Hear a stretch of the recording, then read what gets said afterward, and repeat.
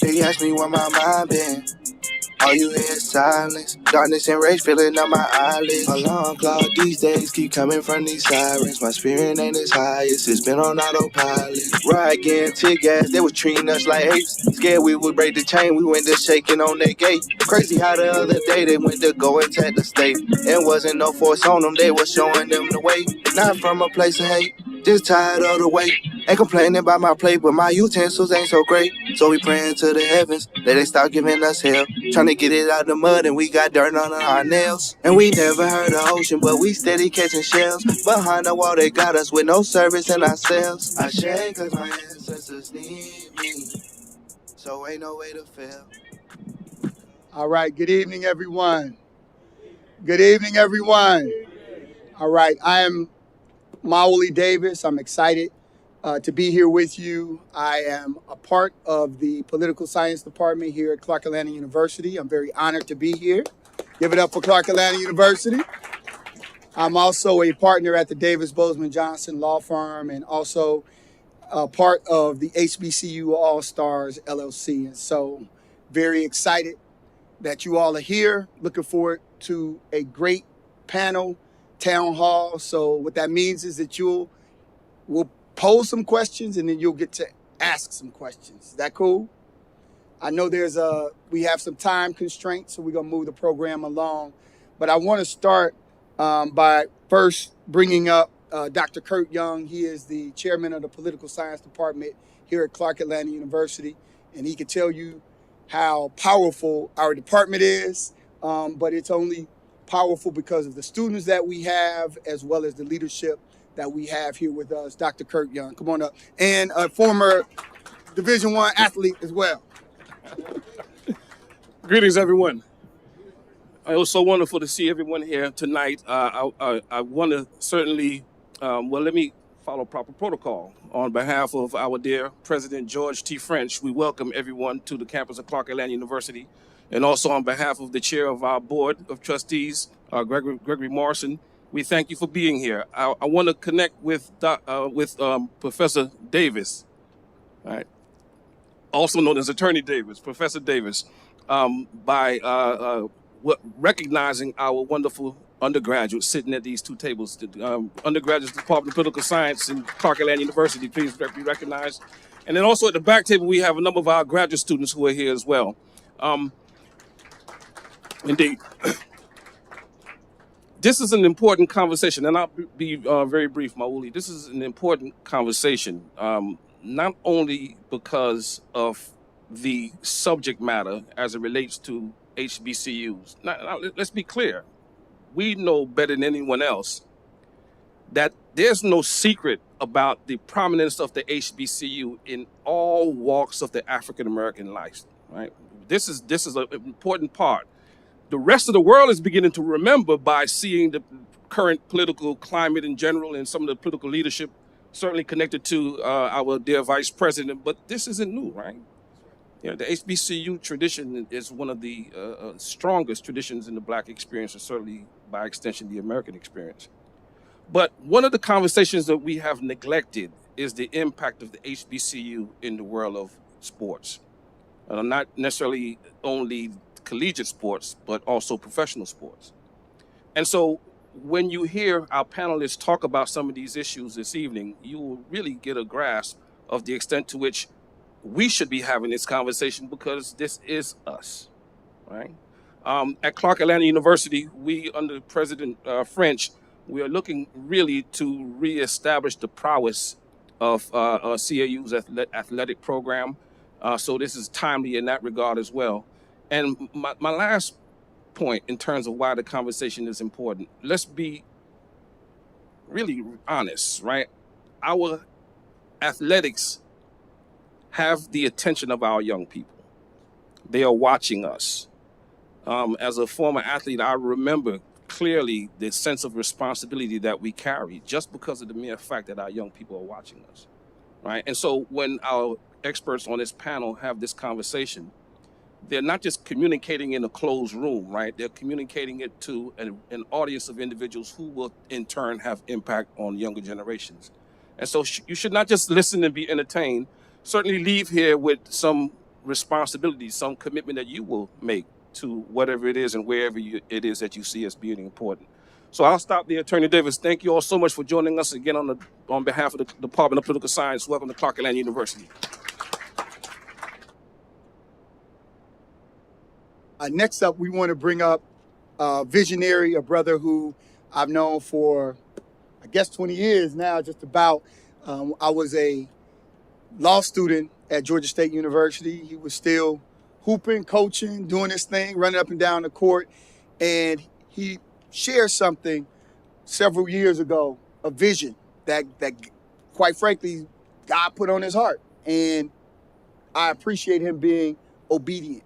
Sometimes we get these visions and we walk away from them and we don't focus in, but I'm really appreciative that Travis followed, listened, was obedient, and has birthed HBCU All Stars in the first ever HBCU All Star game during the Final Four last year. So y'all give it up for that. So I love this brother, love his tenacity, and just want to bring him forward. Coach Travis Williams, the CEO and founder of HBCU All Stars LLC.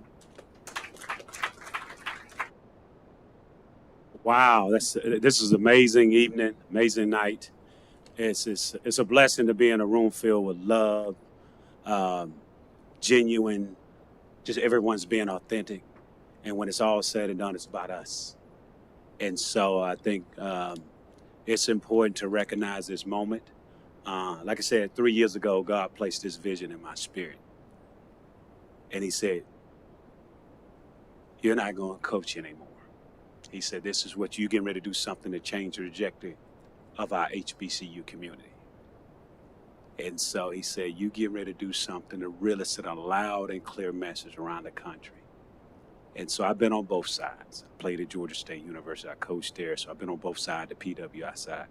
And eight of my other years were at HBCUs. So why this means so much to me, HBCUs gave me my opportunity to be a head Division II coach and a head Division I coach at Tennessee State University, head Division II coach at Fort Valley State University. And my wife is a Bennett Bell. And so I would not be standing here if my wife didn't believe in the vision. And so when God placed that spirit and that vision in me, the first thing I did was I went to my wife and said, hey, listen, God placed this vision, the spirit. And I know it would be some personal, professional, and financial sacrifice to get here. And then when we launched in October 2019, the pandemic hit in 2020. 3 weeks out, we were getting ready to do the first one at Morehouse College University. And as you know, the world shut down and everything was really at a standstill. And then there was a time during this entire process, I'm going to be honest with you, where I had to fight to get my intellectual property back. And I'm talking about really had to fight. Had to call out my brother, had to call out our leaders. And so when someone else tries to take a God-driven vision and not take it because of the love for HBCUs, but you take it for the financial rewards and the potential that what it can do. And so we fought and fought. And so not only that, a small black-owned company here in Atlanta was able to fight and get that same deal that the other company tried to do. And so that's why we were able to make history in April 2022. Think about it. The NCAA has been around 40 plus years. Our MEAC and our SWAC get a 16 seed or a play-in game. And we're going to play the number one teams in the country. We lose in the first round, or we play like teams, and then we face the number one team in the country. And then you don't hear about us from then on, all the way through March Madness. That narrative has changed now. And so we have a seat at the table, along with my chief operations officer, who you're going to hear in a minute. I don't make any decisions without April Taylor, my chief operations officer. You know, that's important. And I think I saw Felicia Allen walk in here, you know. And so any decision that I make, these two outstanding women are having us push the narrative. And so we have a seat at the table. We have a seat at the table to make decisions. So You young students that are seeing Miss Hall Allen and Miss April Walker, make sure you introduce yourselves to them because it's about relationships. So don't forget to meet these two outstanding women and Miss Jennifer, Miss USA Basketball. We have some powerful, dynamic women in here. So I just wanted to say that to our women here. Make sure you meet them after the night because it's relationships. And just want to tell you, I'm very appreciative of this vision. And so with the Atlanta HBCU Challenge that are starting tomorrow, it's another God-driven vision. Because anytime you can have some of our most prestigious HBCUs come and participate. Look in the house. Let's give it applause for Tuskegee University. And that's important. These young men with the leadership of their coach Taylor in here watching and being a part of this movement. This is history we're making. You know what I'm saying? I'm going to share the story and I'm going to keep it moving. Anytime you get a Norfolk State, who's one of the top mid-majors in the MEAC, to give up guarantees and PWIs and all that other stuff to go get the guaranteed payday, or the Alabama A&Ms to go play the PWIs, but to invest in the first ever Atlanta HBCU, it says a lot about the culture of them coming in. Anytime you get Tuskegee, Morehouse, Albany State, Lemoyne College, Fayetteville State, Shaw, Livingstone, and Virginia Union. And not only that, we got two of our prestigious high schools, Booker T. Washington and Maynard H. Jackson. That's important for me because after I left Tennessee State, they convinced me to coach high school basketball. So I was a high school basketball coach here. So I've seen it. And then I taught PE at Booker T. Washington. So it comes a full circle moment because those institutions were a part of my vision, my growth, and where I am today. And so that's important. This is a God-driven vision. I always say that because I'm a man of faith, family, and service. All this is service for what we're doing. So it's about giving back, pushing each other up. And as you know, many of you don't know, how many interns we got working this event? We have 59 interns working this event. So think about that. 59 interns want to get the experience. And that's why I say it's relationships. And so it's a relationship with all these individuals. These are relationships. So I just want to say that thank you. I'm excited. Let's do what we do.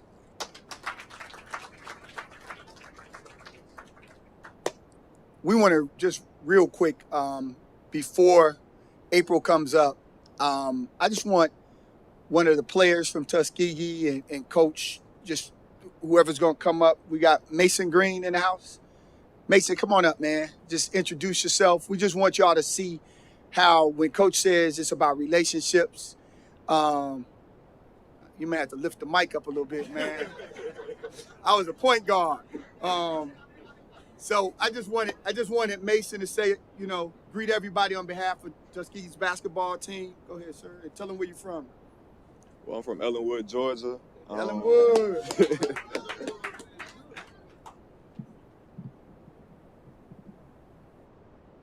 All right, we good? Where'd you go to high school? Went to Eagles Landing Christian Academy. Yes, sir. But yeah, on behalf of Tuskegee University, we appreciate y'all for having us. Me being from Georgia, part of Atlanta, this is huge for the city. Having something of this magnitude come to the city, it's always good to have positive stuff going on. We always have the negative. We always have bad looked upon us. So have something this big, we really appreciate it. I appreciate it. And we're just blessed and appreciative to be a part of this whole showcase and this whole event. Appreciate you, Most brother. definitely. Thank you, man. Bring this on back down.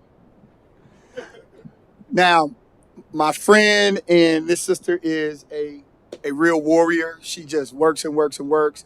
Come on up. She is the Chief Operating Officer for HBCU All Stars LLC, and she's also the Tournament Director. So this is the boss, right? April Taylor. Come on. Thank you. Thank you all so much. This is just, I'm just overwhelmed with emotion being here today. And I think the theme is relationships. And earlier we talked about relationships. I said in this chair, like you all, I'm a former student athlete. Travis was coaching at Georgia State. Jennifer's a former student athlete. Felicia, a former student athlete. Like, this is a room of people who have been where you are, right? And what we have tried to do with HBCU All Stars LLC is be intentional about the work we do. Coach said earlier about the interns we have. It is more than an internship.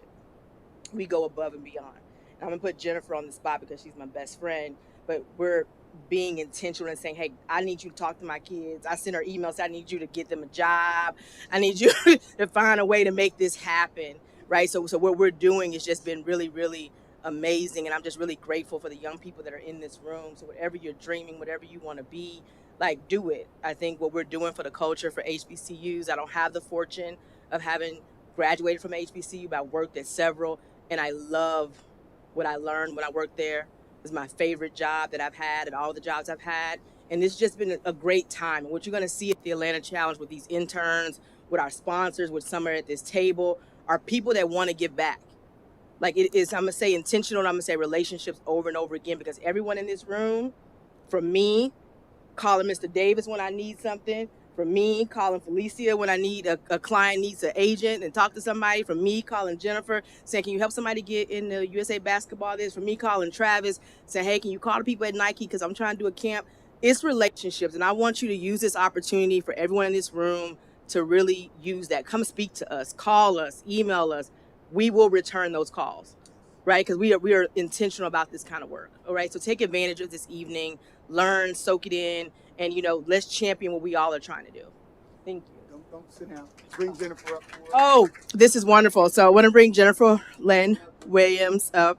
She is the Chief Development Officer for USA Basketball, and just been a champion for the work that we do at HBCU All Stars LLC and just HBCUs, period.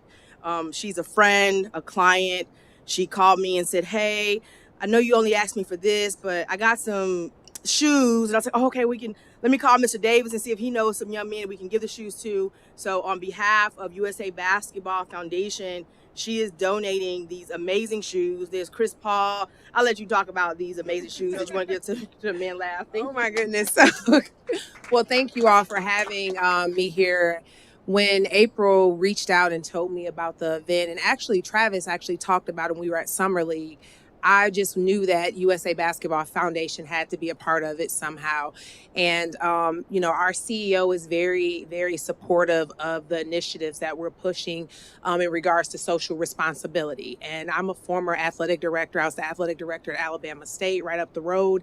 And so I did go to an HBCU. I went to Carolina for undergrad, but I went to North Carolina Central for grad school. And so I am super passionate about supporting the students, specifically the student athletes, because I know how hard the student athletes at HBCUs work. I saw it firsthand. My husband's a former football player at North Carolina Central. My cousin, Ashley Primus, is actually at Tuskegee on the women's basketball team. So I'm just I want to share and I want to give back. And what April said, relationships matter.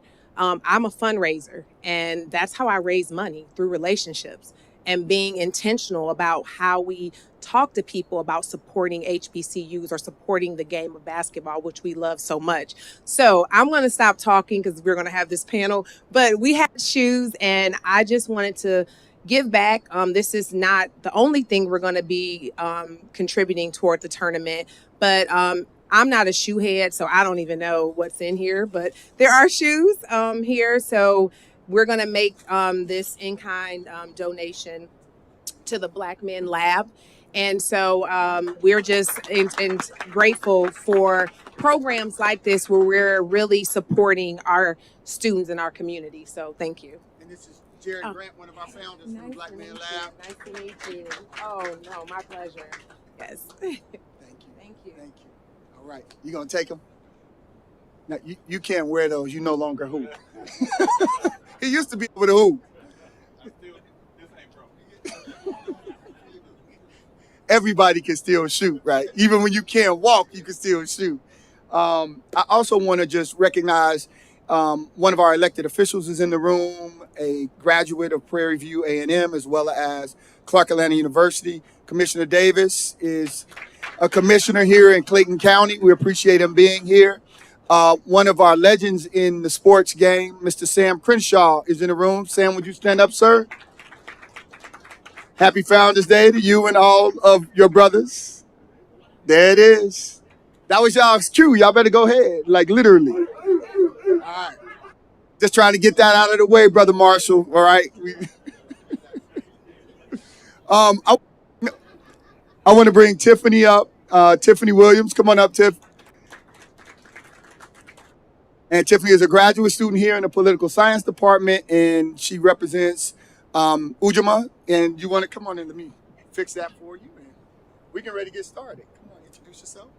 So now that you've gotten all the athletes out of the way, you call me up. Thanks. That's good luck. The short person, the 4'11er. It's okay. It's okay. Good evening, everyone. Thank you for that introduction. So I will be serving as your moderator tonight. I am a second-year graduate student in the PhD Political Science program. Avid supporter. I go to as many basketball games as I can. Football gets a little too cold for me. But we'll get started tonight. So are we? Right. So we're going to start by introducing our panelists this evening. So would you please take 2 minutes or less to introduce yourself? And I'm going to start with this gentleman right here.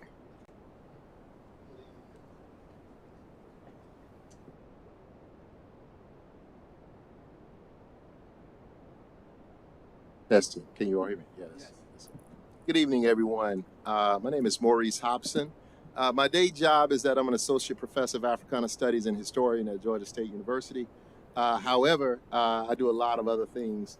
One of the things that I want to talk with you all about tonight is this concept called the renegade Black intelligentsia. There are those within the Black community whose job is to go into the white world, take everything that the white world presents, and bring it back to the Black community to better equip our people to go and do that kind of work. And so a lot of the work that I've been able to do in my own research and what I've been able to contribute in terms of the academy has come out of that. I am the author of the award-winning book, The Legend of the Black Mecca, Politics and Class in the Making of Modern Atlanta. I've done a lot of work around the city in terms of sports, documentaries, TV shows, and all kinds of different things. But with that being said, it's a pleasure to be here to talk about historically Black colleges, the power of historically Black colleges and universities and sports.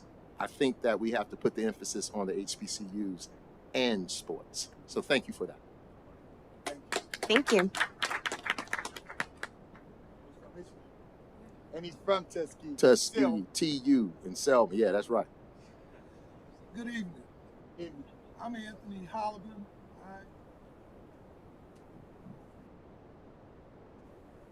I'm the new commissioner, the 11th commissioner of the Southern Intercollegiate Athletic Conference, the SIAC. I formerly served as director of athletics at Tuskegee University, as well as Fort Valley State University. I too, like Jennifer, am a fundraiser. I'm coming to this position from being vice president of university advancement at Fort Valley State, Jackson State, South Carolina State, and Stillman College. And so I understand the importance of resource development for our institutions, and I'm excited to be with you tonight.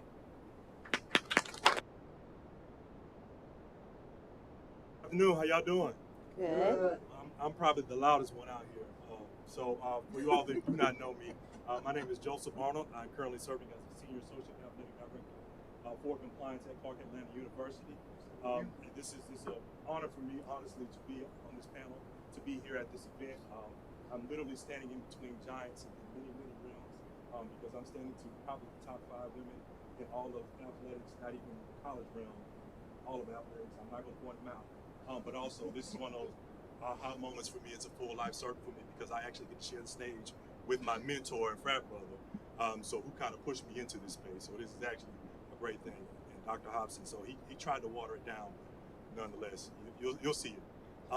But I am a former student athlete, and just so happened, after my collegiate experience, I was one of those ones, like I had mentors, people in my support system who kind of pushed me. So what I like to say is I had a weekend of being a professional athlete, and then due to my personality, my skill set, that same support system kind of pushed me in and said, hey, you have a skill set, you have a personality for the business side of sports. Let me bring you in. That's what they did. And so since then, after my matriculation through college, again, through my professional career, I transitioned to the administrative role. And one of those things, when I got into athletics, I was one of those ones, like, after I got done playing, I did not want to do 5 a.m.s. I did not want to be caught up in the elements. And I knew at one point in time I wanted job security. And so they kind of pushed me into the administrative side of sports. And so from there, I've had the opportunity to serve at Power 5 institutions, Ivy League institutions, but also at mid-majors, HBCUs, conference level. I've had a range of them. And so I've been on all sides of collegiate athletics, again, from the coaching recruiting realm on to an administrative role and just continuing to serve our student athletes here at Clark Atlanta. On the follow. So again, my name is Jennifer Williams. I serve as the Chief Development Officer at USA Basketball. Prior to that, I was the athletic director at Alabama State for 3 years, and then I was at North Carolina A&T, where I served as the executive director of the Aggie Athletics Foundation, and I was at DePaul University in Chicago as the assistant director for development, for athletic development. So I've been in fundraising, external relations pretty much my entire career, and I too was a former student athlete. I played basketball at the University of North Carolina, and then went to grad school because I was very intentional about having an HBCU experience. I'm from Michigan, I'm from Detroit. I went to private school for high school, and they didn't talk to us about HBCUs. And so, and no HBCUs recruited me. So I always used to tell my coaches, shoot your shot. Because it's a lot of student athletes who are top tiered that want to go to HBCUs, but if you don't ask, you won't know. And so I made a decision. I had a postgraduate scholarship through the WBCA, and I decided to go to North Carolina Central, and that was one of the best decisions of my life. I met my husband, enjoyed the time there, was able to work in the athletic department as it was transitioning to Division I. So I was probably in a lot of meetings that I probably shouldn't have been in as a young, graduate student, but it just opened my eyes to just this new world. And so while I'm not in college athletics, I still am connected to college athletics and working with HBCUs, and have brought that intentionality to USA Basketball so that we can do more within the HBCU space and with our students of color. And this is one of my mentors right here. I've known her since I was in high school. So it's an honor to be on this panel with Miss Felicia. I'm glad I still look good. She does look great. Seriously. Good evening, everybody. Good evening. Felicia Hall Allen. I am from Shreveport, Louisiana, and if you know anything about Louisiana, we love to let the good times roll. I was fortunate enough to start my college career at Southern University in Shreveport. I'm a former upward bounder, but I guess I kind of got all right in basketball. My dream school was Southern University in Baton Rouge. And then C. Vivian Stringer recruited me.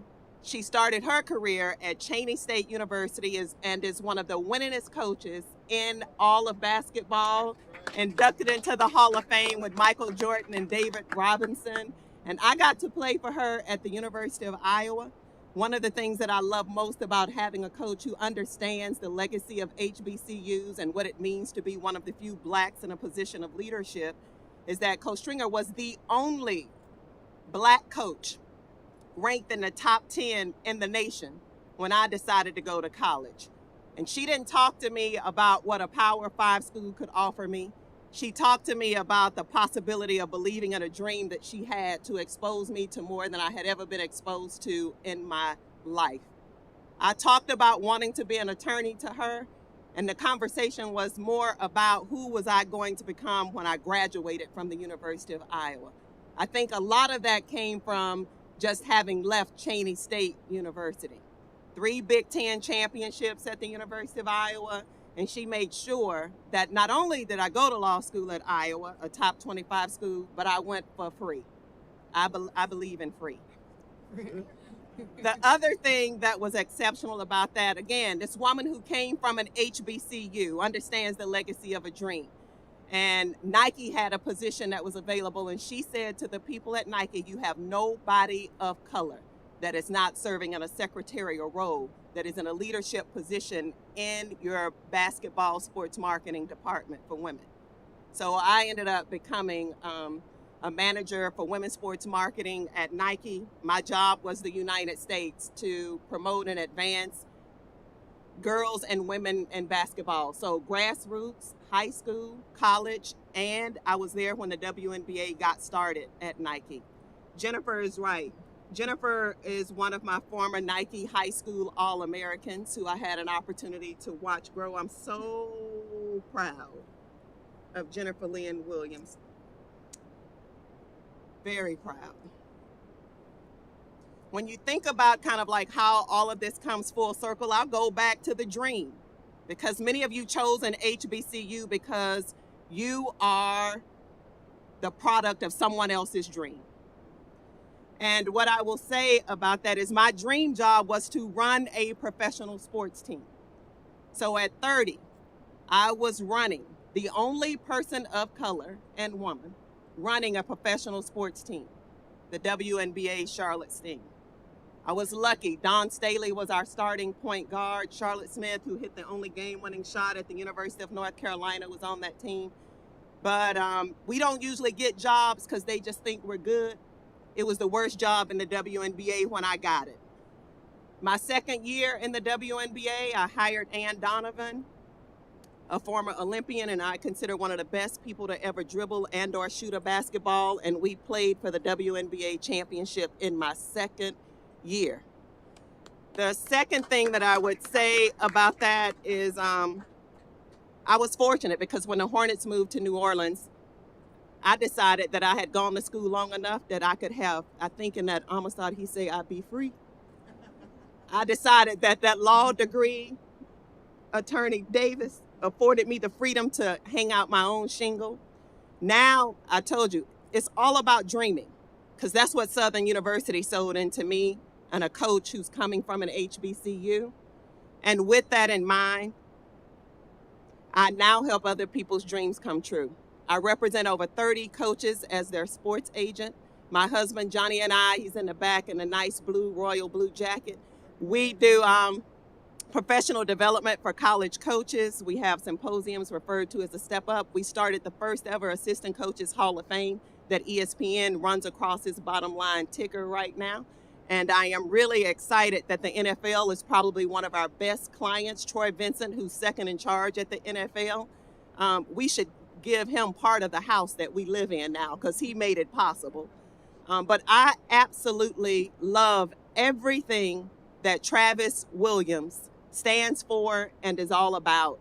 I had a chance to serve on a legal team with Attorney Davis and a guy named Ben Crump when they wanted to not take but steal Travis Williams' concept around the HBCU All-Star game.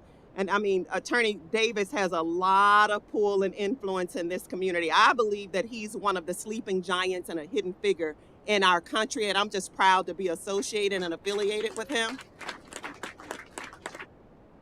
So my work with the advancement of Blacks in sports, I'm one of the founding members of that organization, and we had an opportunity to engage with Travis and with Attorney Crump and Attorney Davis as the lead attorney, and it makes me feel proud that when you believe in the beauty of your dream and you hold tight to it in the way that Travis has been willing to stand on that dream, if you all understood everything that was happening in the background to kind of create a groundswell to make this happen, it would make your mommy and daddy want to shout and not just do the giddy or the gritty y'all do. But I think that it would really, really get you excited. I'm happy to be here. It was a lot of traffic from Charlotte, but I'm here. You did me wrong. Left this seat open. You know, she should have sat here and been last, right? But all right, I'm Kerry Stewart. I'm the executive director for Fulton County Recreation Authority, and I have my dream.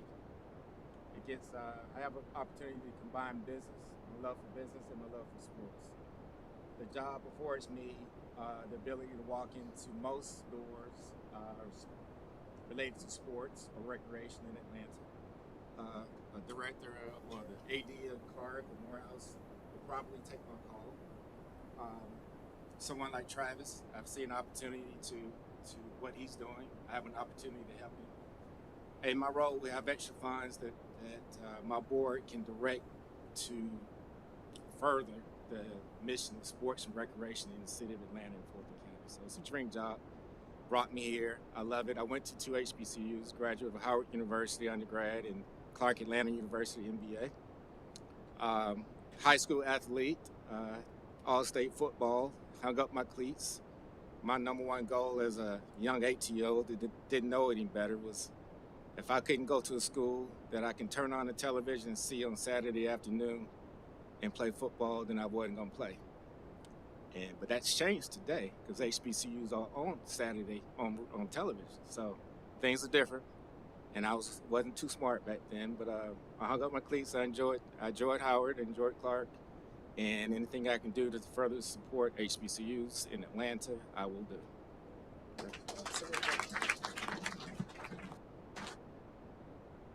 Hi, my name is Kristen Blunt. I apologize for my appearance. I was just released from practice about an hour ago. But I am a sophomore political science major. I play tennis here at Clark Atlanta University. I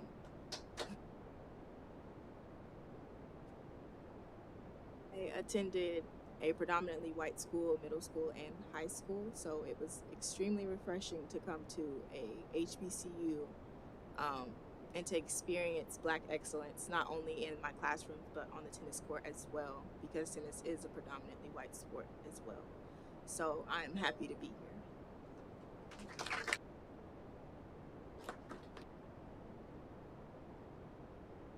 Y'all see, we got, what Travis and April have really fostered is to bring the very best. And if any of you all watched during the Final Four, those young men play on that Sunday afternoon in New Orleans, you saw how hard they played. That was just a commentary. That's what these two bring out of all of us in terms of just giving our best. And so this is a product. These brothers and sisters are a product of us giving our best and trying to bring you the very best in the sports world that can talk about this subject. Can we give it up for them again, please? I want to make it clear that, so this isn't our first social justice panel, but in order for us to do social justice panels, we have to have organizations and sponsors who support this kind of effort, right? They support a social justice effort, not just the basketball side of this. And Travis was clear when we started that this was bigger than basketball, and we had to engage in social justice commentary and work. And so two of the sponsors for tonight are here, and I'd like for them to just come up before we continue with the questions so that you can get to see what sponsorship looks like, who's supporting tonight, the food, the filming, all of what comes with this.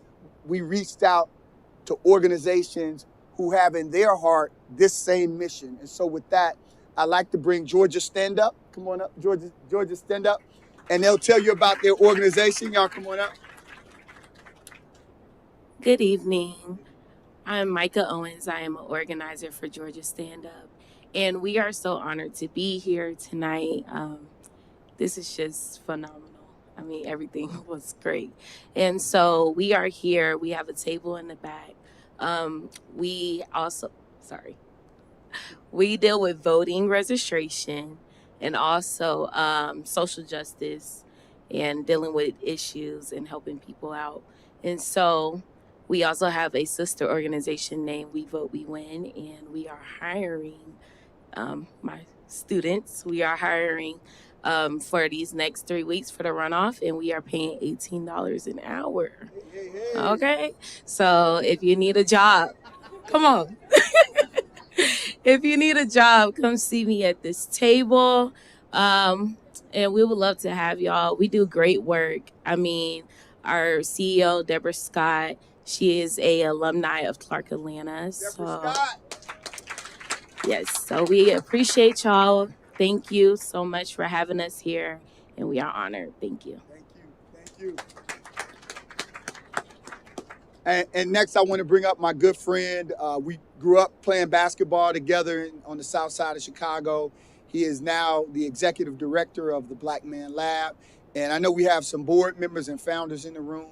So if you're in the blackmanlab, please stand up. If you're part of blackmanlab, Jared is one of our co-founders. Miguel is, attorney Miguel Dominguez, one of the top trial attorneys here in the state of Georgia, is one of our board members. Fred Parham had to head out, but he is also a board member. And then that young man with the P on his hat, throw your hand up in the air.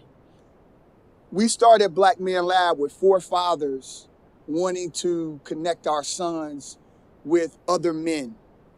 He was one of our first sons that was a part of it. So, L, thank you for your consistency, son. I'm not his dad, but I'm his dad. Y'all feel me? All right, come on up, Brother Marty. First of all, how's everybody doing? It's a beautiful evening tonight, incredible panel. So proud and happy to be part of what Travis's organization is doing, the HBCU All Stars. This is amazing. It's our honor to be a part of this because this work speaks right in line with what the Black Man Lab is all about. All right. We are all about seeing the excellence within us. And I'm going to speak to the young folks here. If y'all don't understand the greatness that's in you from a historic standpoint, just look at this panel. All right, just look at these people up here. Look at all these other folks here that are here to support you. The Black Man Lab meets every week on Monday at the Andrew and Walter Young YMCA. Over 100 black men meeting every week. Y'all know any place else where there's 100 black men meeting every week? We didn't even do that for a party. When I went to Howard, we didn't do that. But anyway, we meet every week with a different topic to try to expose our young folks to whatever greatness they want to see. You're seeing it right now here in front of you. So take advantage of this. Take advantage of all the opportunities that the HBCUs have to offer. So often they'll tell us what we're not, right? They'll tell us what we're not, and they'll talk about what HBCUs are not. But we see the greatness happening every day. Am I right or wrong? Does everybody see that? You see it every day in every HBCU. So what Travis and April are doing is amazing. And I think it's only going to be greater. And we're going to be here as Black Man Lab to continue to support Travis. So that's all I got. Thank y'all.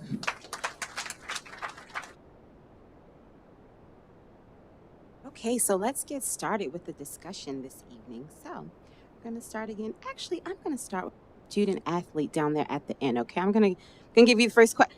You are a political science major. You are prepared. You're ready. I know you are. Okay. The first question is, based on your experience, how have you seen HBCU sports change? So that would be since you've been here, right, sophomore? And do you think it's changed for the good or the bad? So has your experience changed since you've been an athlete here? I think there has been a lot of changes as far as being a student athlete here at Clark Atlanta University. When I came my freshman year, I think we were still trying to pick up as far as promoting ourselves as student athletes because of the pandemic. But as far as this year, I believe that we have started to market ourselves, get involved in NIL deals, and just trying to make relationships as far as promoting ourselves as a department here at Clark Atlanta University. Can I jump real quick?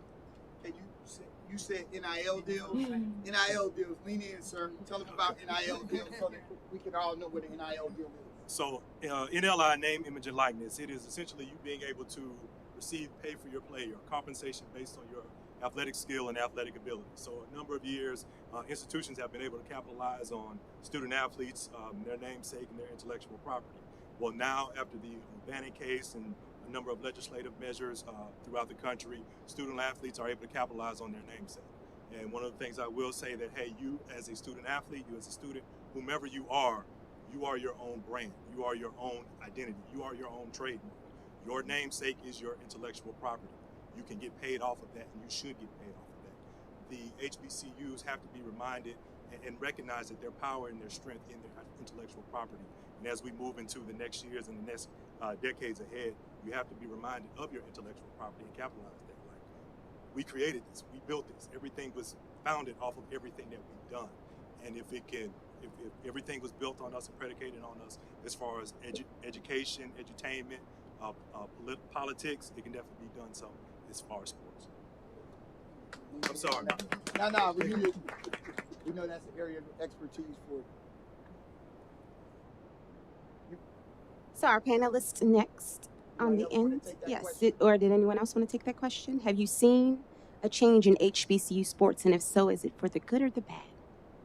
So, as commissioner of the SIAC, one of the first opportunities that I'm exploring is our media rights deal.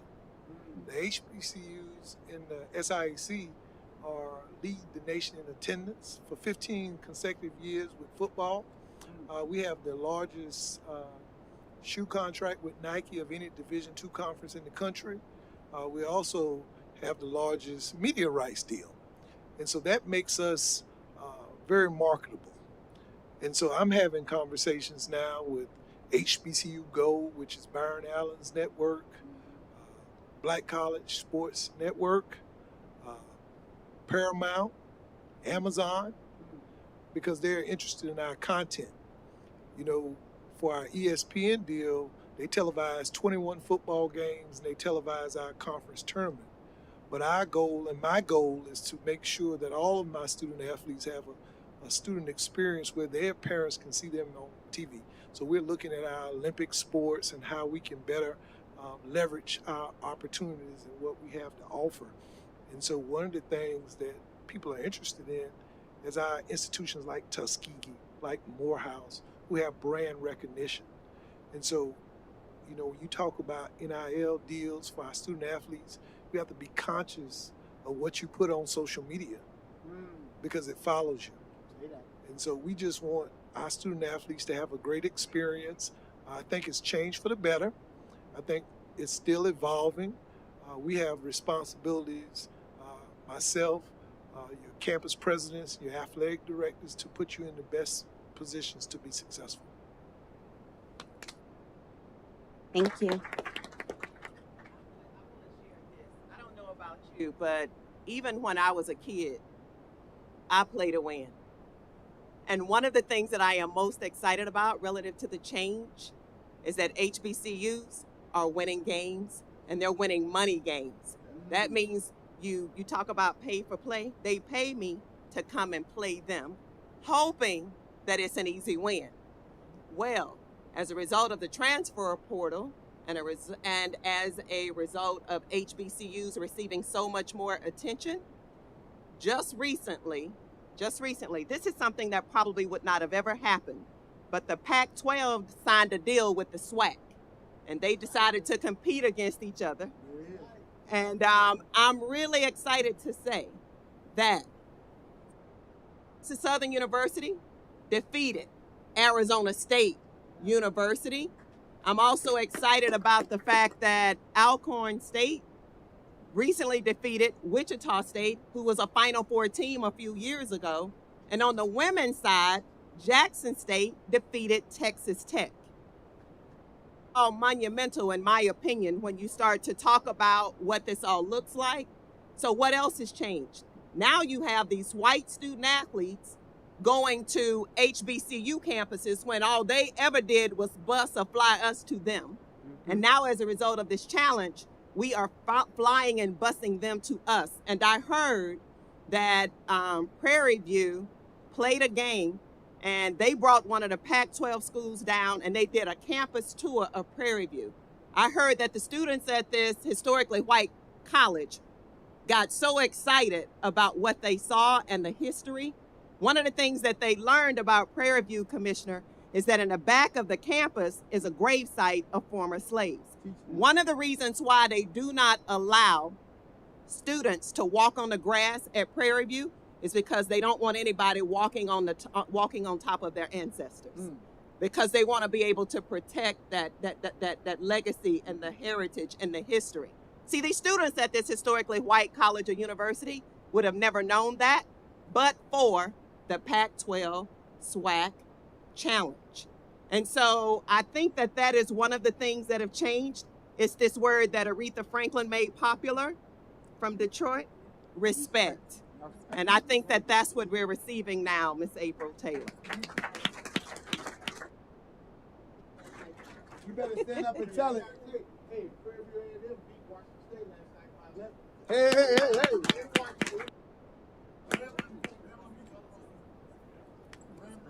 And Grambling beat Colorado.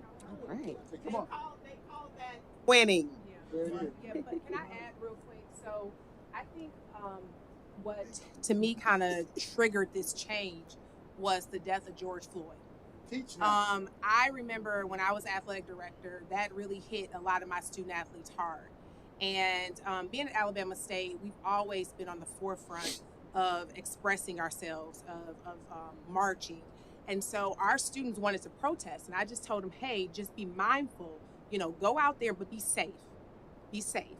And I think a lot of athletes, you got to remember, as athletes, you have a platform. That's right. A platform that I didn't have back in 2004. You have social media. Your voice is being heard. So be mindful of how you're using your voice. So I think a lot of student athletes went out there, especially student athletes of color, and expressed their disdain what was happening in the country. And to me, that hit a switch where you start seeing more Black student athletes going to Black colleges. And coaches started recruiting these student athletes. That's the key. You gotta shoot your shot. And a lot of our coaches weren't doing that. So they start wanting to come back to a place they felt safe. I went to a PWI. The only people that were pretty much Black were the athletes. So when you go to an HBCU, you see that excellence. Everyone is supporting you. And I think that's what student athletes really wanted. And the transfer portal was huge. That really leveraged that playing field. COVID did too. Now you're getting 6-7 years to be in college, where you can go and be really you can go out there and really compete. And I think it's showing in these scores. I just told one of the administrators in the SWAC, I'm loving these scores I'm seeing. Because you didn't see that 2-3 years ago. But it's showing that our kids, we can play with anybody. We can play with anybody. We have just as much talent, but that's when resources come into it. And you have to be able to provide those resources so that you can compete on that level. I want to give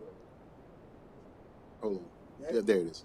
I want to give a more historical perspective on this, because there are ebbs and flows to how this works. In the 50s and 60s, particularly during the modern civil rights movement, one of the things that took place was desegregation. Desegregation basically made what was considered to be white public property, which was private property, open back up to Black folk. So I teach at Georgia State University. Before 1962, had I shown up on campus at Georgia State University and not been a janitor or cook, I would have been put in jail because I would have been trespassing. The thing about it, though, is in 1962, the University of Mississippi wins a national championship, and they weren't even the best football team in the state of Mississippi because of segregation. And so when we see desegregation, you begin to see the best and brightest, particularly of Black athletes, that were, again, allowed to go to these bigger institutions to promote this idea of a bigger arena to play sports.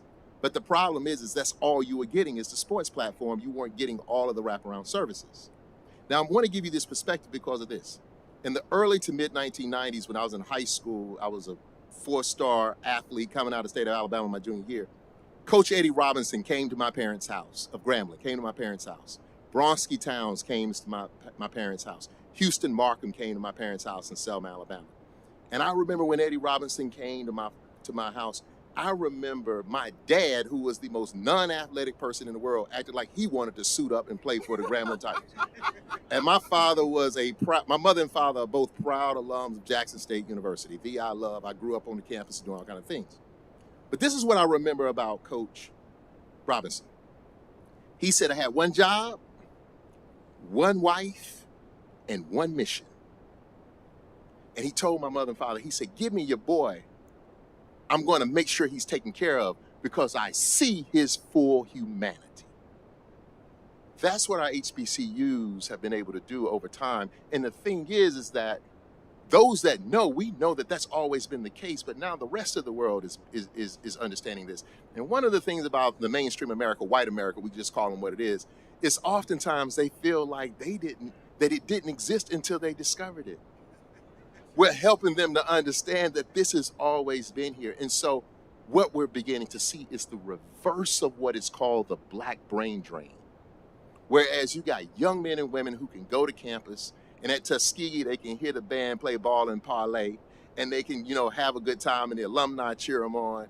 And then when you see them walk across the stage and they're chemical engineers or aerospace engineers or going into medical school and whatnot, that's what you're getting. And our athletes now understanding that they have the NIL opportunities, They're like, well, why put up with all the other shenanigans at these Power 5 schools when I can just go be black and happy and play and enjoy myself? So that's the historical context of it. We're seeing a return of what we call the black brain drain.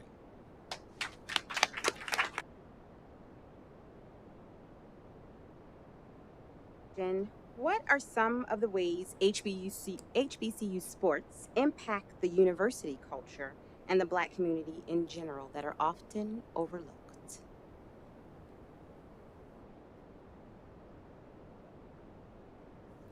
I'll take it. My first teaching job was at Tuskegee. I was a 25-year-old college professor. And I have a younger sister who is 7 years younger than me, and her freshman year of college, Benjamin Obamanu, who played football at Auburn, from Selma, Alabama, had gone to Auburn. And I remember one day, they had thrown Ben a touchdown. He was supposed to catch a touchdown in the back of the end zone. He dropped the ball, and Auburn lost the game. And I remember after the game, I saw him at Walmart in Auburn. If you know anything about Tuskegee, Auburn and Tuskegee are like 15 minutes apart. So like you need to go to the store, you got to go to Auburn to kind of do some different things. And Ben was so upset, and he was like, did you see the play where I dropped the ball and whatever? I said, man, I don't care nothing about all that. I was like, I'm just concerned about you. Like, you hungry? Let's go eat. And the reason I'm saying this to you is that our historically black colleges have always been sounding boards for black athletes across the board. True. We have political science majors in here. I know Dr. Kurt Young is going to be game for what I'm going to say. I would like to challenge you all to go and look up the 100% Wrong Club here in Atlanta. Find out who they are. I like to challenge you to look up Chico Renfro and realize how black communities were celebrating black college athletes, but no one knows about it, and it's right there in the archives to where the 100% Wrong Club would celebrate the athletes, keep the stats on all the athletes, women's basketball and whatnot.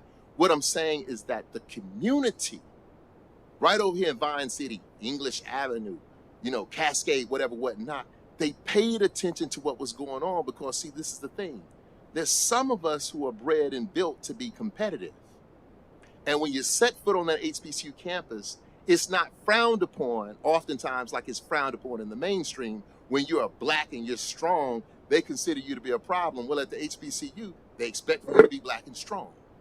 So this is where we begin to see the community to really support and to be able to produce young thought leaders who can go out and change the world. That's the power of HBCU sports and the curriculum that's taught at historically black colleges and universities.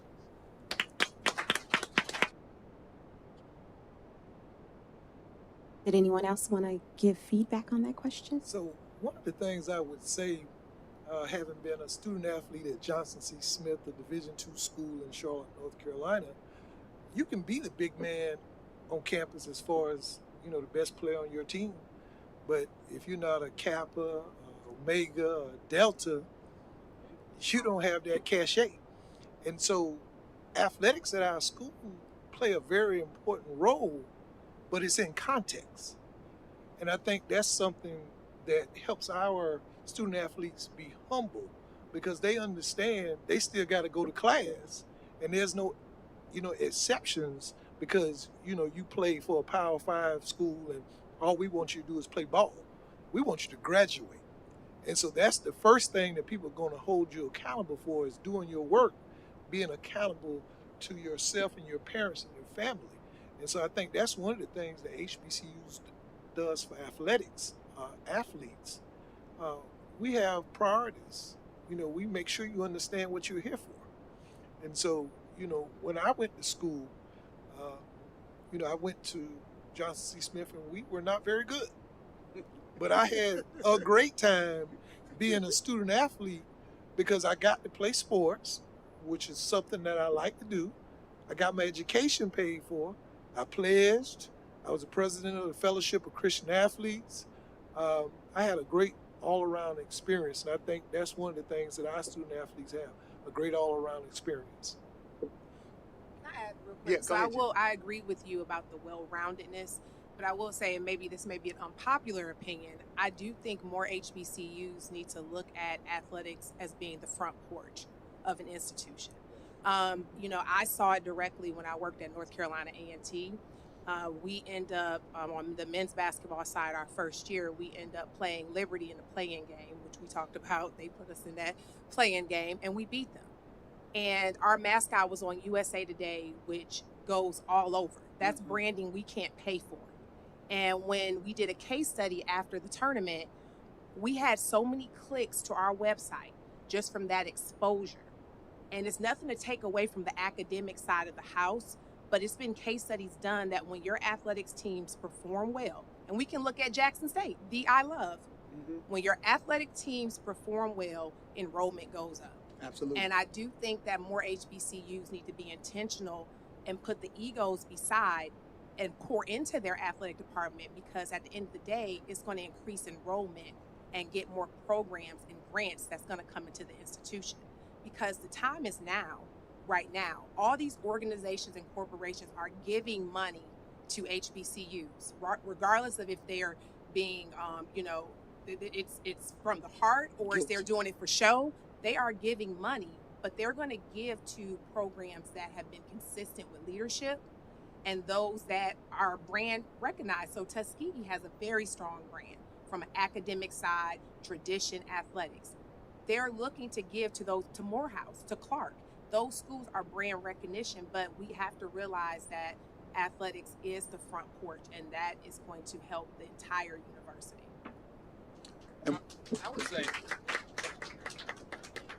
I agree. As more top athletes come to schools and the schools become better, I would say that may become the front porch, right? But as of today, it's homecoming, where it's a historical perspective of the schools first, and then homecoming.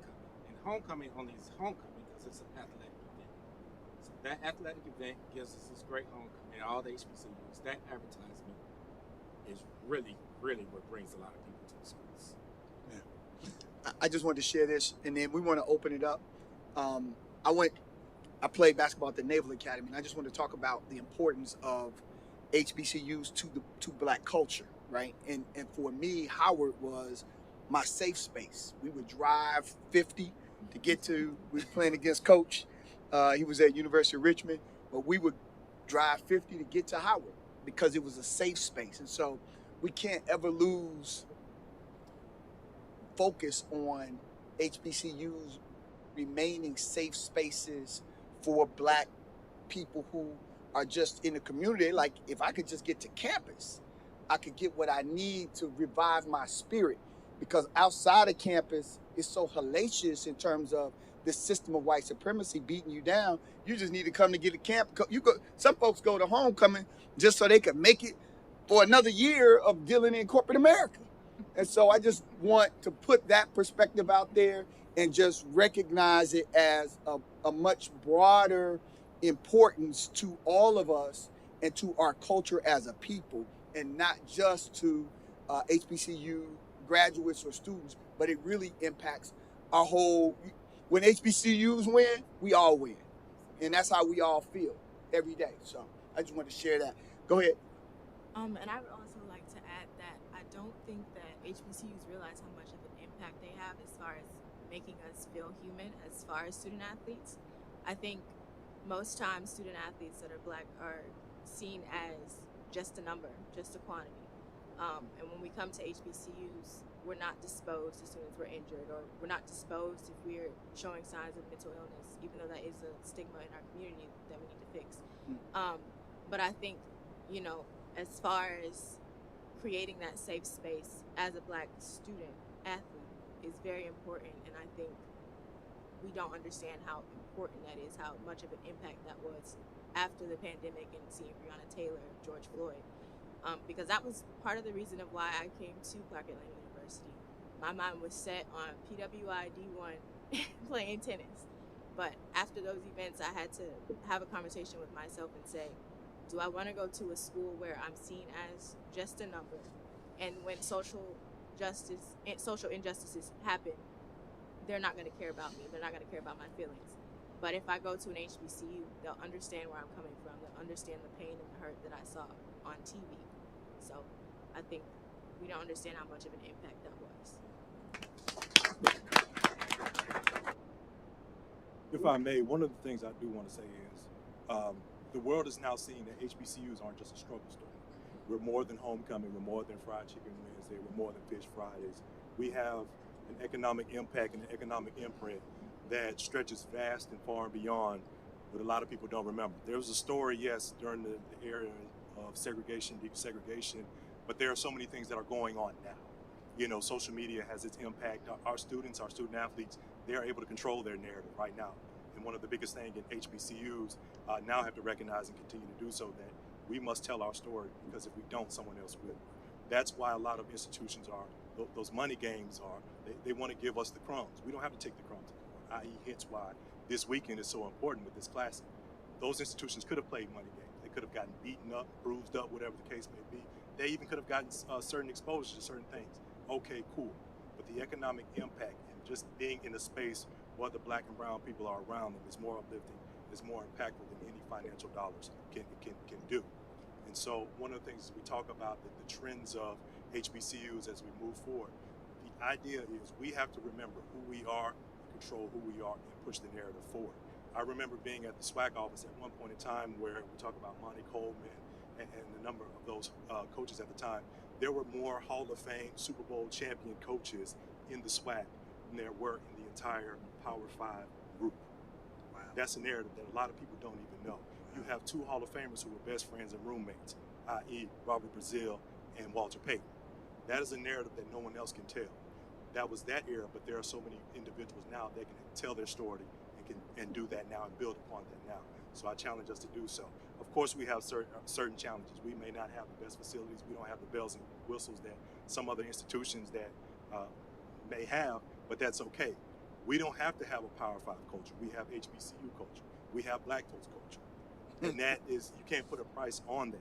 Again, we don't have to recreate or be what those institutions are. Issues that are going on in Georgia, Alabama, they will never have to deal with the financial component that our institutions have to deal with. And that's okay. But they will also never have those kind of parent-teacher or teacher-student interactions that they may have. You know, I've had I've had the honor and privilege. I was able to play in front of 110,000 people, but it was an HBCU that gave me my first opportunity. That is a bigger economic impact than anything. And the only thing that they've ever asked of me is to pay that forward. They don't ask for lunch, they didn't ask for a check, they didn't ask for a donation. They said uplift and bring the next person on. And so HBCUs are so impactful, and they have to continue their trend forward. You all, we're going to have a hard stop at 8:30. I know the team has to get back and get some rest so they can compete tomorrow. Tuskegee is 3-0. Is that right, Coach? Y'all looking to go 4-0 tomorrow, and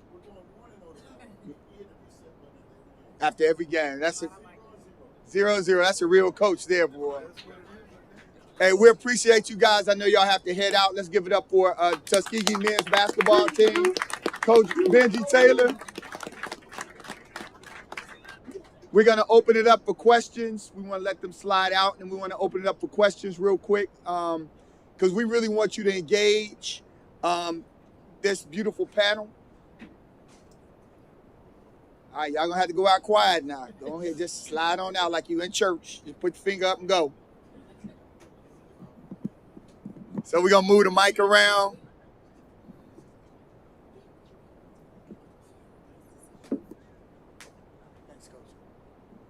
All right, we got one from question. I couldn't wait to get on the mic. I ain't gonna lie. How you all doing? My name is Mike Scott. Played at Morehouse from 2012 to 2016, and I was hoping to brag a little bit. I had some of my best games at Morehouse against Tuskegee, but you let them lead, so I couldn't talk trash. But I couldn't rub it in. But yes, played at Morehouse from 2012 to 2016. I'm the founder of the Morehouse Basketball Alumni Organization, also known as Hoop Fi Hoop. So please, everybody, before you leave, go on hoopfihoop.org. That's hoop, P-H-I, hoop.org, and help us with the program. We're raising money. Founded the organization this year. We just got officially incorporated with the state as a 501c3 nonprofit. And my question now that I got that out, I got that up off me, you know, my question is, are there any initiatives to try to help use sports to diversify HBCU portfolios internationally with students of the African diaspora from all over the world? So with Africa, you know, different countries, you know, there's a lot of talent there, especially with basketball, with the size, you know, South America with maybe soccer and even football and different things. Are there any initiatives? And if so, can I help be a part of that initiative? Great question. Go ahead. So from the SIAC perspective, we are exploring all of those options, and I would love to engage you. We started men's volleyball.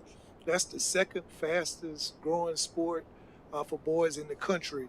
And so 6 of our institutions, including Morehouse, started volleyball last year. And so we are recruiting around the world. We received a grant from USA Volleyball for $1 million. And of course, we divided it amongst our institutions and the conference office. And so we've seen Edward Waters University in particular recruit and have students that enroll from countries in the Caribbean. And so we are looking at how we can do track and field and basketball. But that was an initiative, I think, that will help our sport, will help our offerings of sports. And so definitely we think that is an opportunity for our institutions. I was going to say, from USA Basketball standpoint, get licensed. Go on our website and make sure you're a licensed certified coach. We don't see a lot of, we want to see more minorities in our pipeline. And when I left Alabama State, that was one of the questions a lot of the coaches I knew from the MEAC, SWAC said, well, how do we get involved with USA Basketball? Well, it's about relationships. People go and select people who they know and trust and in their circle. So how do you break into their circle? Showing up to USA Basketball events, if that's something you want to do. I had some events at the men's and women's Final Four, and I extended an invite to the HBCU coaches I knew. Only one showed up. So how can I connect you with Jamie Dixon of Texas Christian, or the coach at Purdue, or, you know, these other coaches? And not to say that, you know, you have to know them, but that is going to help you develop your network. It's about diversifying who you know. And so be intentional about what your goals look like. But I tell people, show up. And when you show up and get that opportunity, you need to show out, because we don't get a lot of chances. And I'm talking to my women too. It's the 50 years of Title IX. And I tell women all the time when they look at, oh, how did you make it in a male dominant? Because it's not a lot of us that fundraise. You don't see a lot of women. I just was able to secure a $3.5 million grant. And that's going to be used to grow youth sports, which you talked about. And so we were able to do a clinic out in Clayton, East Clayton Elementary School, because we want to grow and we want to go in underserved communities. And we want our brown and black children to see us playing a sport, not only playing a sport, because not everyone's going to be an Olympian, but you can be a champion in life through the game of basketball.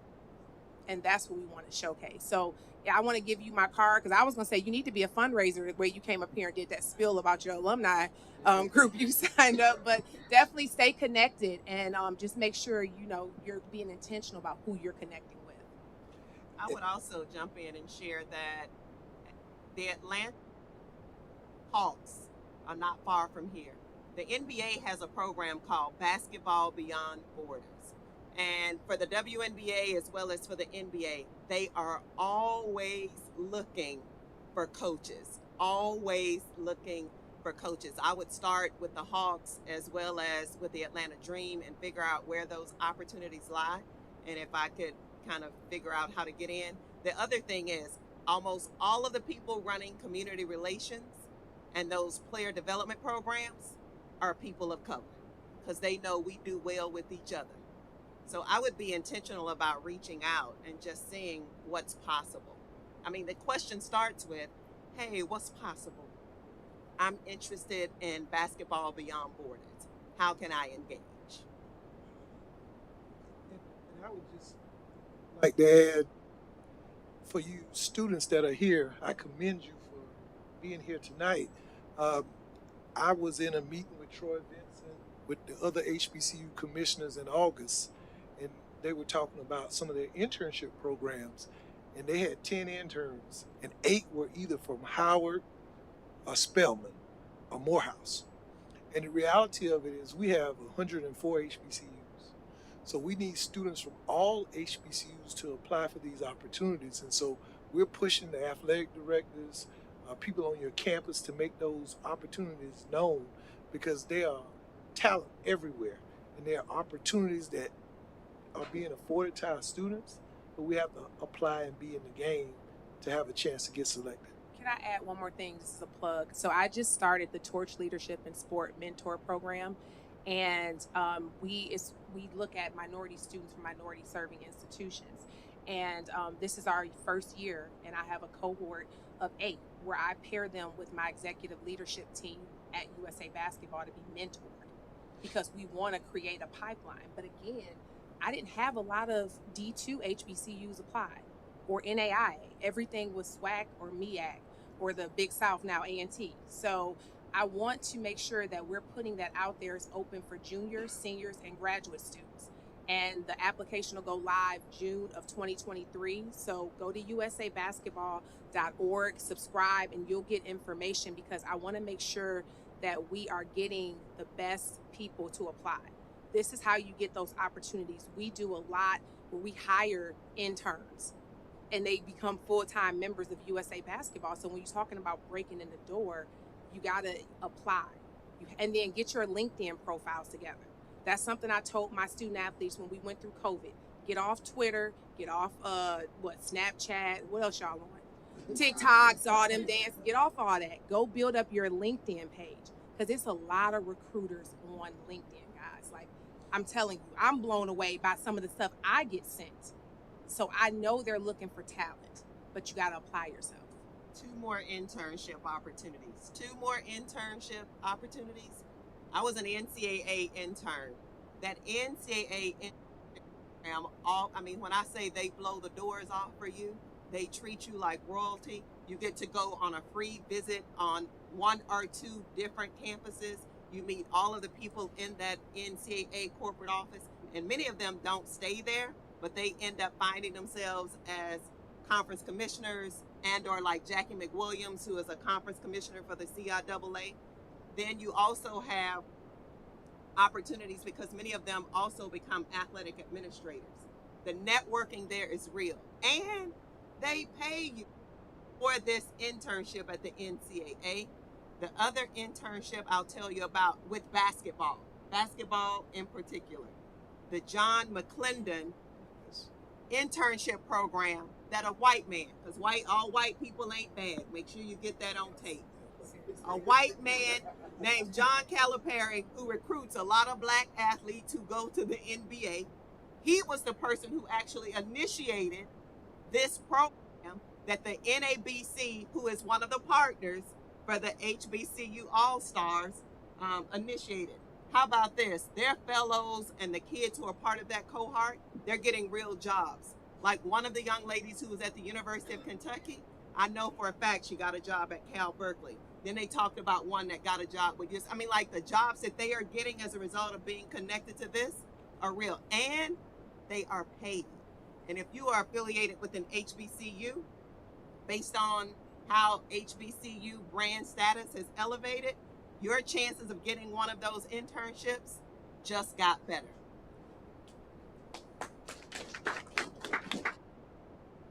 About 8 minutes left. Brother Crenshaw has a question. You can wrap up. Well, I know how to work with rap cues. 30 seconds, 15, I can do it. It's Sam Crenshaw, local media for a very long time. And pleased to see the interest and excitement about HBCUs. I co-hosted a program in the 90s called Black College Sports Today. And the excitement was because a guy named Steve McNair was at Alcorn State. So I'm thrilled about what's happening right now, the emphasis on HBCUs. And also today I work with CW69. And I just got to throw this out because our highest rated primetime programs are All-American Homecoming, which depicts an HBCU in Atlanta, but they don't shoot it in Atlanta. But I'm excited because the athletes play baseball and tennis. And so I'm thrilled about the emphasis with that. And also we have the Byron Allen package, which when we originally got it had 2 Jackson State games, and those games were pulled back by ESPN. there's value.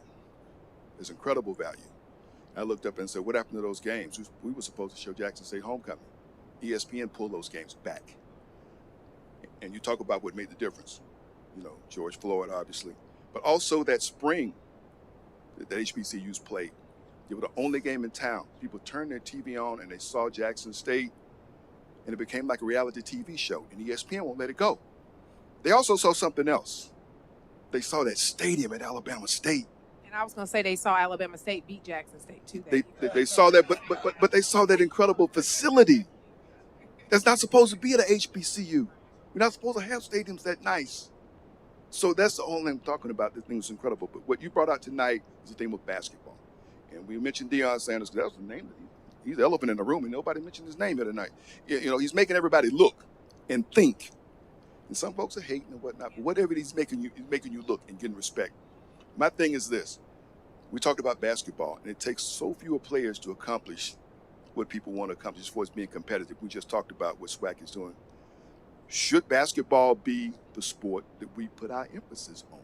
You need a blue chip and a half and 3 other people, and you make the NCAA tournament. Deion Sanders got a lot of folks. He can't play no Alabama, and somebody got the gall to ask him that. He's got some frontline guys. He ain't got the depth. He ain't got the depth to play North Dakota State. But with basketball, Travis, and that's what I want to throw out to you. Should basketball be the sport that HBCUs take to get to be on a level footing with the Power 5 schools? Oh, that's a. Can I chime in real quick? Yeah, if y'all hit it. As a former basketball player, I have been saying that basketball, we really need to look at that in the HBCU space. And I know it's hard in the SWAC because historically football has been it. But when you look at the MEAC, I mean, when you win a play-in game, that's income coming in for 4 years. And we can compete in that. And in another space, track and field. We can like that's an area, I think those two, we really need to look at investing more in our basketball programs because, again, we're seeing it now that our student athletes can compete with these Power 5s with less resources that they're getting invested. I mean, when you look at a budget, football is going to take the primary of your budget. I can say that. I've seen the budget. And, you know, basketball, it doesn't take as much to travel. But if you just put a little more to me in basketball, I really think we could do some impressive things. I remember when I was at DePaul, and I remember Norfolk upset Missouri. And one of my grad assistants, he was from Croatia. He didn't know what a HBCU was, but he kept asking me, and I'm telling him this is a big deal. And you're going to start seeing it more. I predict this year, we're going to see some serious upsets when it comes to the NCAA tournament. So I do think that we need to look at the business model because sometimes at HBCUs, people lose sight that it is a business. It's a business of sport. It's not just homecoming. It is a business to it, and we have to be more business-minded when we're looking at that approach.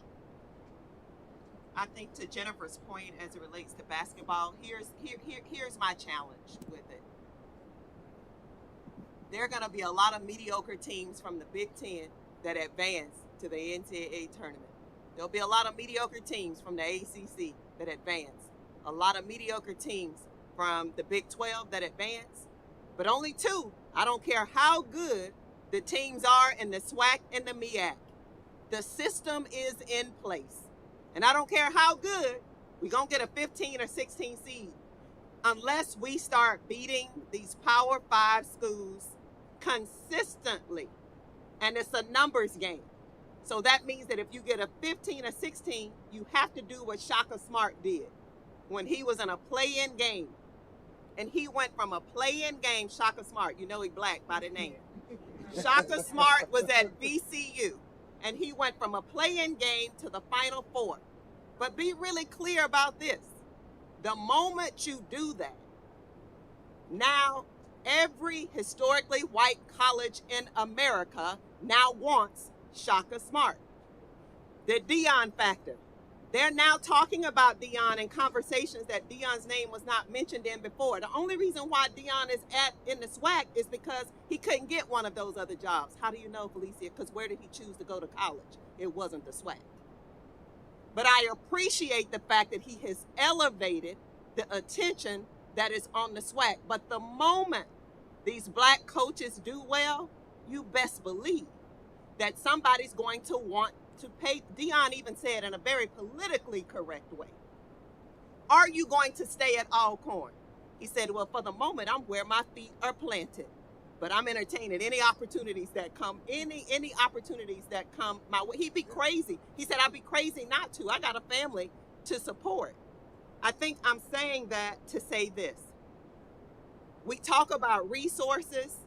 The reason why Alabama is because those folks take out a checkbook and they write a check so that they can have the kind of facilities that we talked about Jennifer had at Alabama State. I probably contacted about 5 HBCU coaches before I came. And I said, what do you think the difference is between what they're doing and what you're doing? They said it boils down to one thing, MONEY.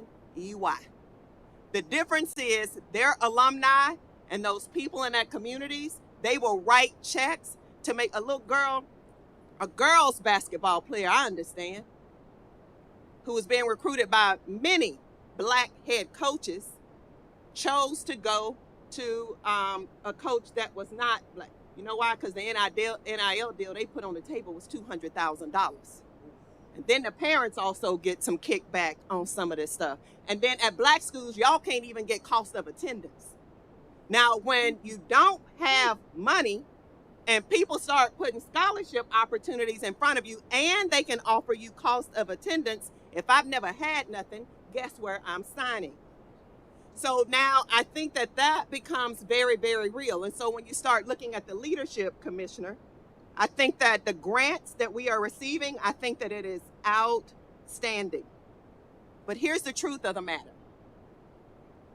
We can have outstanding leadership in these athletic director and commissioner roles, but it's the folks sitting on the board of trustees that will impact how far institutions will go. And the problem is, kind of like in sororities and fraternities, once we get a hold of it, neophytes ain't gonna run what these folks been doing for years. It is because we live in we got an old traditional way of thinking. And change has been hard for us to move forward. And so we have these political systems that are beasts. On the other side, all they care about is, will you win? Because when you win, then our athletic program becomes the front porch. They said that Nick, the president at Alabama, said that Nick Saban is the best hire the University of Alabama ever made. In my opinion, Dion is probably the best hire, that next to Ashley Robinson, the athletic director, because Ashley Robinson helped to orchestrate this and make all of that happen, and it was by design. And so I get really, really excited and pumped up. As you can tell, I started leaning in because what I understand is that sports is absolutely a business. And I think that Jay-Z said, man, I'm a business man. And when we start to understand that in black college sports, Byron Allen isn't just showcasing us because he like black folk. Byron Allen is making $1.5 million on every football game for HBCUs that's being televised. There's money is power. Money is magic. And when we start investing our money, we look good when we go to the games, but we ain't writing checks and leaving them behind. We spending all our money to get ready for homecoming. And what they do is they wear the same sweatshirt every game. Then they write a big check to the university, and that's what allows the university to advance. So Travis is trying to put all of this, make Atlanta, put Atlanta on the map, all of that. He begging, borrowing, and stealing, trying to get sponsors to come on board so that he can create a platform to showcase what black excellence looks like. So for all of the people that are going to come to town, my big question then becomes, I mean, this brother right here puts his money where his mouth is. Social justice is not a slogan. It's your way of life. And I think that when we in this whole HBCU era start to understand what we really have, then we'll make a significant financial investment in advancing blacks in sports, and particularly our historically black colleges and universities. And on that note, We're going to drop the mic. All of the students, if you can give your information to Brother Takori, put your hand up, Takori. All of the students, if you give your names to Takori, any student in the room, any student who's watching this and emails marty@blackmanlab.org, marty@blackmanlab.org. We have 50 tickets that Black Man Lab has purchased on behalf of students to make sure that you all can have this experience. So if you're in a room and you're a student, y'all grown folk, buy a ticket, right? You're a student, we got y'all, because we want you all to come and be a part of this history. And we're just grateful for our Black Man Lab board for purchasing the tickets. If you know of any students, just have them email marty@blackmanlab.org or sign up with Brother Takori right here so that we can get you tickets for Friday, tomorrow, and Saturday.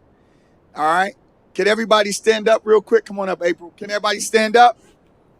And if anyone wants to internship with us this weekend, like if you just found out about it, like please come see me. We ordered extra t-shirts. We would love to have you experience this with us Saturday and Friday. So just come see me. I'll be standing over here. We'd love to have you. Thank you. And you all in our Black Man Lab tradition, we want everybody to link arms all around so you got to go to the edge and we're going to create this big circle.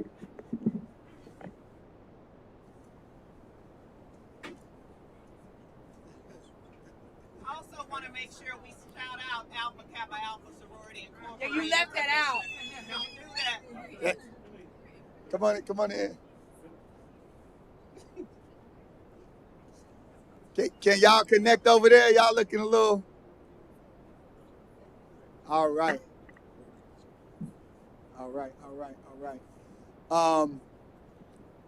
Coach and April, we hope you all feel the support and the love. I know that when you're pioneers in it on something, you can feel at times alone and unsupported, but just know that the folks in this room support and love you all and believe, and we're going to continue collectively to invest. And so that's why we're linking arms so that we can be linked with you, with the HBCU All Stars, and with the culture.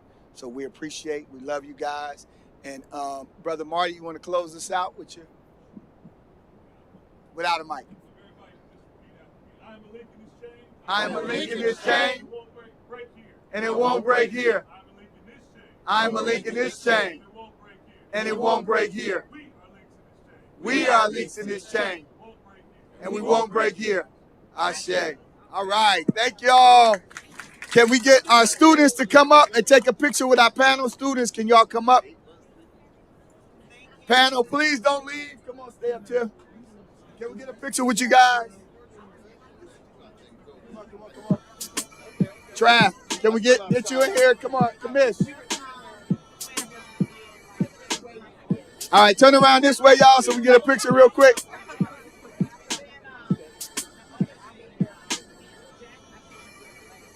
Can we do it that way? Let's and the voices call from the mountain top. Where you going? They're loud and clear as the sunlight. All right, who's taking the picture? You got it. Can we get our sponsors up real quick? Come on, sponsors. Is Carla still here? Can you help us get organized, Carla? And there she is. Kaya. And what is she doing? I won't say. You got it? My black dreams are set. My black dreams are sacred. They want me to shoot my shot, Jordan hand in the air, but they shoot me in my back with my hands in the air. It ain't fair. Hair, curl a fist in the air, like the curls in my hair. We ain't going nowhere. If it start from the heart and the mind and the soul, wake up from your dream, then make it a goal. Go on with the cell, farewell to the jail smell. King had a dream and I did as well. Hell, the inmate number is not your name.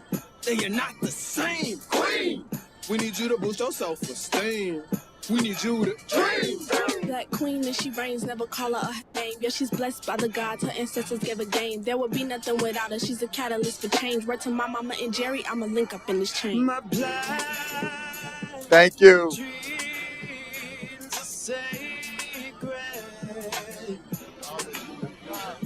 My blood.